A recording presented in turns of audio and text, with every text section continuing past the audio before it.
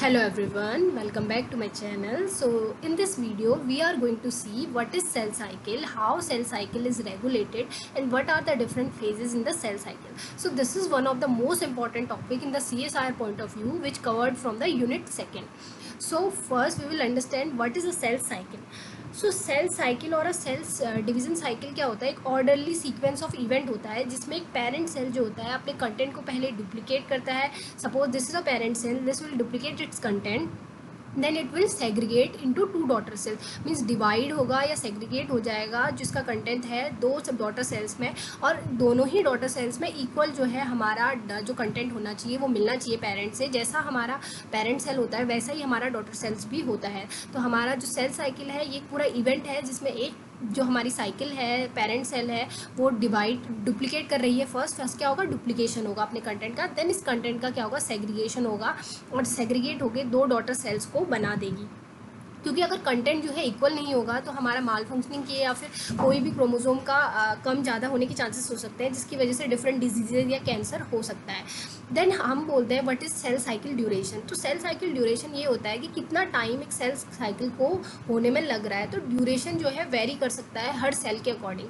Suppose अगर हम yeast की सेल को देखें तो यहाँ पे क्या होता है 1 to 3 आवर्स लग जाते हैं, और हमारा जो मेम्ब्रेलियन फिब्रोब्लास्ट सेल है वहाँ पे 20 आवर्स लगते हैं. इंटेस्टाइन की जो एपिथेलियल सेल्स होती हैं ये 12 आवर्स लेती हैं डिवाइड करने में, और हमारा ह्यूमन लीवर जो होता है 1 साल तक ले लेता है.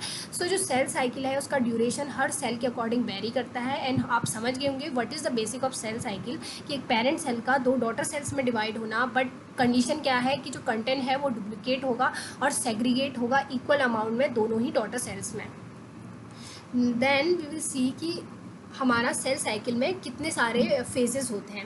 तो मेनली जो सेल साइकिल है इसमें 4 फेज होते हैं. G1 से स्टार्ट होती है, देन S फेज होगा, G2 फेज होगा एंड देन M फेज होगा. बट अब हमारी सेल को कैसे पता चलेगा कि उसे डिवाइड करना है. तो हमेशा जब सेल को एक सिग्नल मिलता है जिसे हम बोलते हैं पॉलीफरेटिव सिग्नल या फिर डिवीजन सिग्नल, तभी हमारी सेल क्या होती है, डिवीजन के लिए जाती है. ऐसा नहीं है कि अभी हमारी सेल हमेशा सेल डिवाइड ही करती रहेगी. एक पॉलीफरेटिव एक डिवीजन का सिग्नल मिलेगा तब सेल हमारा जो है सेल साइकिल के अंदर जाएगी. फेवरेबल कंडीशंस होनी चाहिए, सिग्नल्स होने चाहिए. बट अगर फेवरेबल कंडीशन नहीं है, अनफेवरेबल कंडीशन है, तो हमारा सेल साइकिल क्या होगा, नहीं प्रोग्रेस करेगा. जो हमारी सेल है G1 की जगह से G0 फेज़ में आ जाती है. तो इस G0 फेज़ में सेल बहुत सारी सेल्स रहती हैं तो यहाँ पे G0 फेज़ में आ जाती है. अब ये फेज़ कितना लॉन्ग चलेगा ये भी सेल टू सेल वेरी करता है. कहीं पे आवर्स में हो सकता है, कहीं पे डेज में, मंथ्स में, ईयर में भी हो सकता है. सो this is the unfavourable condition होगा. तो क्या होगा, अब सपोज हमारा जो है कंडीशन पूरा फेवरेबल है तो हमारा जो सेल साइकिल है वो G1 से स्टार्ट होगा. तो जो G1 फेज होता है ये सबसे बड़ा फेज होता है. यहाँ पे आप देख सकते हैं इतना सारा जो पार्ट है पूरा सेल का वो G1 फेज ले रहा है. तो इसे हम बोलते हैं लॉन्गेस्ट फेज. यहीं पे डिसीजन होता है कि डिवाइड होना है सेल को या नहीं होना है. देन सेल जो है S फेज में जाएगी. यहाँ पे क्या होगा, डुप्लीकेशन होगा, DNA का रेप्लीकेशन होगा, कंटेंट डुप्लीकेट होगा. Then it will undergo into G2 phase. यहाँ पे भी कुछ प्रोटीन सिंथेसाइज होगी, प्रिपरेशन होगी, क्या बोलते हैं, डिवाइड होने की, सेग्रीगेट करने के लिए. देन हमारा जो फेज आता है एम फेज, जहाँ पे एक्चुअल सेग्रीगेशन और डिवीज़न होता है. पहले न्यूक्लियस डिवीज़न होगा, हमारा जो न्यूक्लियस कंटेंट है वो डिवाइड होगा दो सेल्स में. देन वहाँ पे साइटोकाइनेसिस होगी और उनका जो साइटोप्लाज्म है उसका भी डिवीज़न हो जाएगा और दो डॉटर सेल की फॉर्मेशन होगी. तो G1 से S फेज से G2 फेज को हम बोलते हैं इंटरफेज. और जो हमारा M फेज होता है ये एक्चुअल माइटोटिक फेज होता है जहाँ पे डिवीज़न टेक प्लेस करता है. बट एक एक्सेप्शन आपको याद रखना है कि जो एम्ब्रियोनिक सेल साइकिल है वहाँ पे G1 और G2 फेज एब्सेंट होते हैं. वहाँ पे केवल S फेज और M फेज प्रेजेंट होता है. क्योंकि जब हमारा एम्ब्रियो जो है डिवाइड कर रहा होता है तो उस वक्त जो डिवीज़न की रेट होती है वो बहुत फास्ट होनी चाहिए. तो उसको अवॉइड करने के लिए या उसको अचीव करने के लिए क्या होगा कि हमारा जो सेल साइकिल है उसमें केवल S फेज और M फेज होगा, क्योंकि कंटेंट डुप्लीकेट होगा और डिवाइड होगा. क्योंकि G2 और G1 फेज में टाइम लगता है तो उस वक्त सेल इसको अवॉइड कर देती है, केवल S फेज और M फेज प्रेजेंट रहता है. I hope this is clear to you कि सेल कब डिवीजन में जाती है, अनफेवरेबल कंडीशन में क्या होता है और सेल साइकिल में कितने फेजेस होते हैं. So this is very basic. जो CSR पॉइंट ऑफ व्यू से इंपॉर्टेंट है it is cell cycle control system. But इसको समझने के लिए सेल साइकिल के बेसिक्स क्लियर करना बहुत इंपॉर्टेंट था.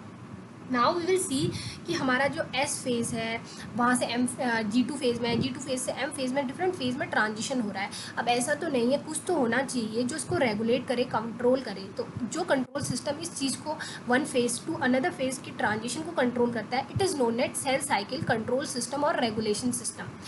तो is mainly made up of two protein. One is cyclin and another one is cyclin dependent kinase, जिनको हम CDK बोलते हैं. तो ये क्या करते हैं, दोनों रेगुलेट करते हैं one phase two another phase के ट्रांजिशन को. बट एक चीज़ यहाँ पे देखने वाली है, CDK का क्या फुल फॉर्म है, साइक्लिन डिपेंडेंट काइनेज.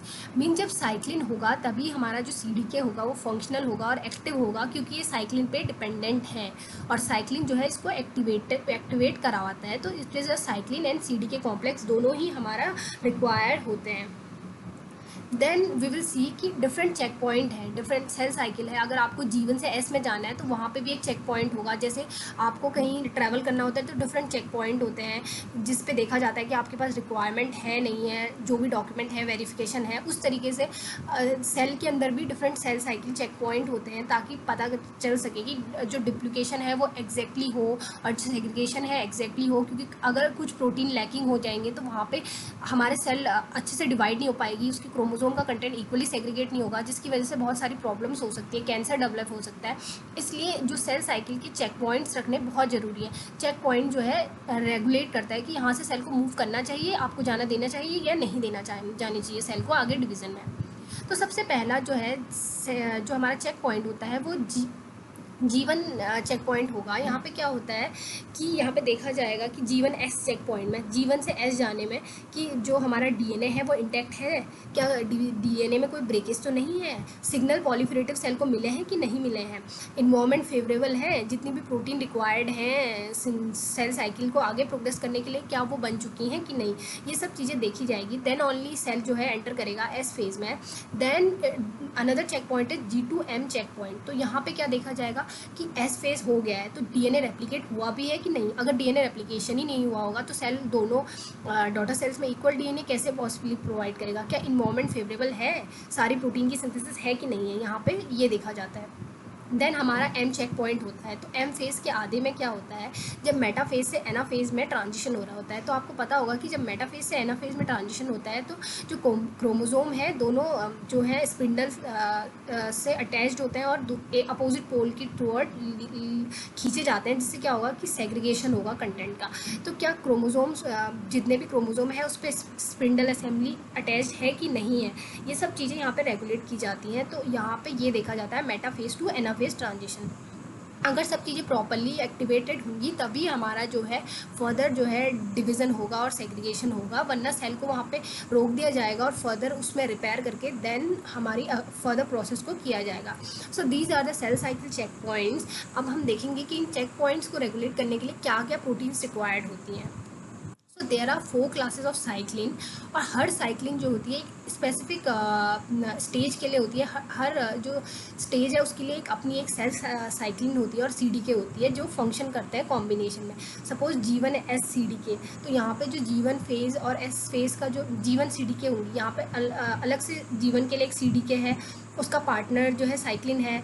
वैसे ही G1 S CDK होंगे, साइक्लिन यहाँ पे डिफरेंट है, CDK पार्टनर डिफरेंट है एस फेज़ में, सिमिलरली M फेज़ में. बट आप यीस्ट के केस में देख सकते हैं there is a single CDK जो है सिंगल है, बट जो साइक्लिन है वो वेरी कर रही है. सो आपको यहाँ पे क्या याद रखना है कि पर्टिकुलर फेज़ की पर्टिकुलर साइक्लिन को आपको याद रखना है. ये CSIR में मैच द फॉलोइंग क्वेश्चन में या फिर स्टेटमेंट बेस्ड क्वेश्चन में पूछा जाता है. तो आपको याद रखना है सबसे इम्पॉर्टेंट जो है आपका ये जो पॉइंट है, G1 S CDK साइक्लिन कौन सी होती है. तो G1 S की साइक्लिन जो है D है और जो CDK पार्टनर है वो 4 और 6 है. G1 S फेज ट्रांजिशन जहाँ पे हो रहा है वहाँ पे साइक्लिन E है और जो CDK पार्टनर है वो सेकंड है. S फेज में जो साइक्लिन है वो A है और आपका CDK पार्टनर सेकंड और फर्स्ट है. और साइक्लिन B जो है वो M पेज साइक्लिन है और इसका जो CDK पार्टनर है CDK 1 है. तो CDK पार्टनर 1 ये जो है यीस्ट के केस में एक ही रहता है और साइक्लिन जो है वेरी करती है. आपको हो सके तो यीस्ट का भी याद कर लो, बट ये जो है मैमेलियन और वर्टिब्रेट्स का जो है याद करना मस्ट है, ये आपको याद होना चाहिए. आप इस तरीके से याद कर सकते हैं, D के बाद E के बाद B से पहले A आ जाता है देन B आता है. कोई भी ट्रिक बना के आप इसको याद कर सकते हैं, but it should be remembered क्योंकि ये पूछा जाता है और पूछा गया है और पूछा भी जाएगा. सो this is one of the most important part, आपको ये याद रखना है. देन जो फुल एक्टिवेशन है CDK का वो रिक्वायर करता है अनदर प्रोटीन को भी. क्यों जो है अलग प्रोटीन्स रिक्वायर्ड होती है और प्रोटीन्स CDK के एक्टिवेशन के लिए. सो हमारा ये CDK है, ठीक है, ये इनएक्टिव फेज़ में है. जो CDK का एक पर्टिकुलर रीज़न होता है जहाँ पे ये रीजन क्या है, यहाँ पे टी लूप प्रेजेंट होता है, और इस टी लूप की वजह से क्या होती है, इसकी एक्टिव साइट जो होती है वो कवर्ड हो जाती है। अब जैसे साइक्लिन बाइंड करेगा, टी लूप ने क्या किया, एक्टिव साइट को कवर कर रखा है, इसलिए CDK इनएक्टिव है। तो साइक्लिन बाइंड करने पे क्या होगा, पार्शियली एक्टिवेट होगा, क्योंकि साइक्लिन जो है टी लूप को थोड़ा सा डिस्प्लेस कर देगी और एक्सपोर्ट कर देगी एक्टिव साइट को, बट कम्प्लीटली एक्सपोज नहीं कर पाती एक्टिव साइट को। देन CDK एक्टिवेटिंग काइनेज आते हैं और यहाँ पे फॉस्फोराइलेशन कर देते हैं। अब जब इसका फॉस्फोराइलेशन होता है तो जो हमारा कंप्लीट एक्टिवेशन हो जाता है CDK का, फुल एक्टिवेशन हो जाएगा। सो फर्स्ट हमें ये समझा कि जो CDK है वहाँ पे टी लूप प्रेजेंट है, और ये जो टी लूप है इनएक्टिवेट कर रहा है, हिंडर कर रहा है एक्टिव साइट को। साइक्लिंग की बाइंडिंग हुई, तो साइक्लिंग की बाइंडिंग से क्या होगा कि थोड़ा सा पार्शियल एक्टिवेशन होगा, बट हमें CDK एक्टिवेटिंग काइनेज भी चाहिए जो यहाँ पे फॉस्फोराइलेट करे, और फॉस्फोराइलेट करने के बाद ये फुल्ली एक्टिवेट हो जाएगा और फंक्शन कर पाएगा। सो इन द नेक्स्ट लेक्चर और इन द अपकमिंग वीडियो हम देखेंगे कि फर्दर प्रोसेस कैसे होती है एक्टिवेशन की। So if you like this video or if you understand this content, please subscribe to my channel. If you have any doubt, please let me know in the comment section, or if you want more improvement, you can also let me know in the comment section. So thank you very much for watching this video.